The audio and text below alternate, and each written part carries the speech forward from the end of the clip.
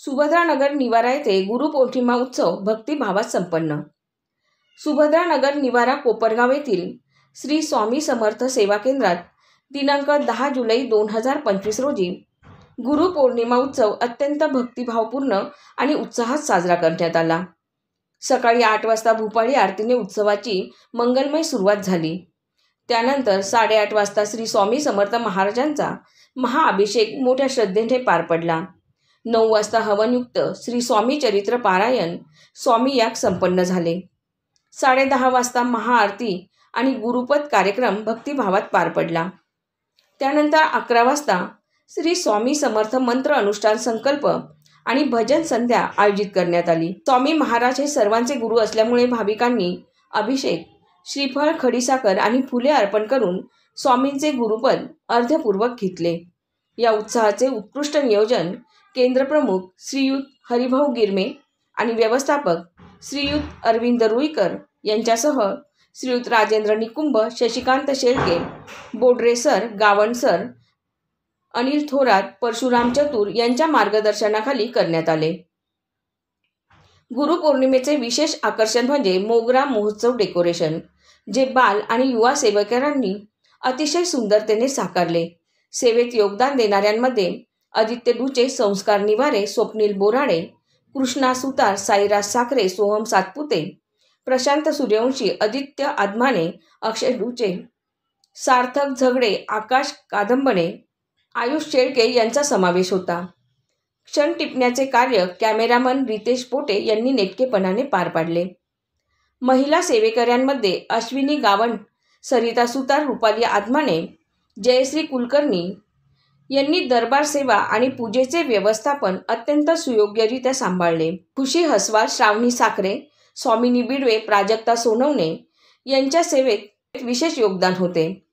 पूजेसाठी यजमानपद श्रीयुत श्री व सौ अशोक शेळके तसेच श्री व सौ राजेंद्र निकुंभ यांना लाभले। देखावा नियोजन श्रीयुत शशिकांत शेळके यांच्या मार्गदर्शनाखाली उत्कृष्ट पद्धतीने साकारण्यात आले। उत्सवाची भजन संध्या श्रीयुत अशोक सुतार यांनी अत्यंत भक्तिभावाने सादर केली, ज्यामुळे संपूर्ण वातावरण अधिकच पावन आणि मंगलमय झाले। अशा प्रकारे सुभद्रानगर निवारा येथील श्री स्वामी समर्थ सेवा केंद्रात गुरुपौर्णिमा उत्सव अत्यंत भक्तिपूर्ण, सुंदर आणि यशस्वीरित्या पार पडला। अध्यात्माच्या बरोबरीने अनेक सामाजिक उपक्रम पण आपण घेत असतो। परमपूज्य गुरु माऊलींच्या कृपाआशीर्वादाने या मार्गामध्ये 18 विभाग चालवले जातात। त्यामध्ये सर्वात महत्त्वाचा विषय जो आहे तो म्हणजे बाल संस्कार आहे। खरं तर जर बघितलं तर इथं प्रौढ व्यक्ती किंवा मोठी जी माणसं आहे त्यांच्यापेक्षाही चांगली सेवा करणारी आमची इथं बाल सेवेकऱ्यांची टीम आहे।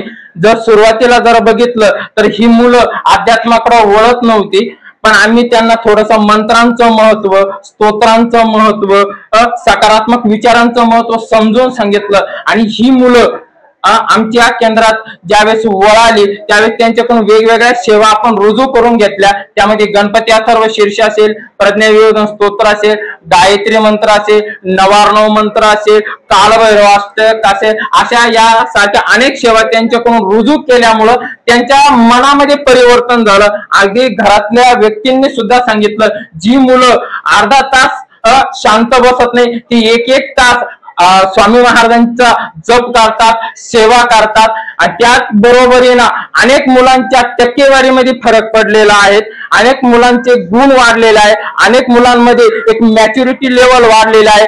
जे स्वतः फक्त स्वयं केंद्रित होते ते आता आत्मकेंद्रित न राहता सामाजिक झालेले आहेत, बहिर्मुख झालेले आहेत। अगदी सगळे काम अगदी असं म्हटलं तरी काही वावगं ठरणार नाही तर हे केंद्र जणू आमच्या बाल सेवेकऱ्यांनी हातात घेतलेले सर्व आरती नैवेद्यापासून तर मार्गदर्शनापर्यंत ते छान नियोजन करत असतात। म्हणजे हा एक त्यांना सामाजिक जाण आणि भान ह्या केंद्राच्या माध्यमातून निर्माण झालेले अनेक आमचे असे मुलं आहेत, त्याच्यात मी नाव सुद्धा घेऊ शकतो।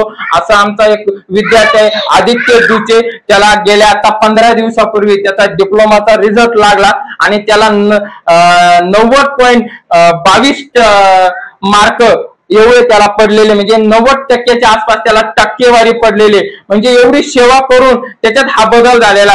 त्याला सहज विचारलं हे क्रेडिट कोणाला, तो म्हणतो इथल्या असलेल्या सेवेला हे माझं क्रेडिट आहे. कारण मंत्र स्तोत्र मनंत्र आहे, ती मंत्र हा मनाचा त्राण घालवणारा जर काय असेल तो मंत्र आहे. आणि ज्यावेळेस तुम्ही इथं आध्यात्मिक सेवा करतात त्यावेळेस मनाला एक सकारात्मकता प्राप्त होते, मनाला एक स्थिरता प्राप्त होते. आणि ती स्थिरता नक्कीच आपल्याला शैक्षणिक क्षेत्रामध्ये, सामाजिक क्षेत्रामध्ये, कौटुंबिक क्षेत्रामध्ये त्याचे आपल्याला परिणाम बघायला मिळत असतात. आदित्य दुचे आहे त्याला 90% पडलेले आहेत.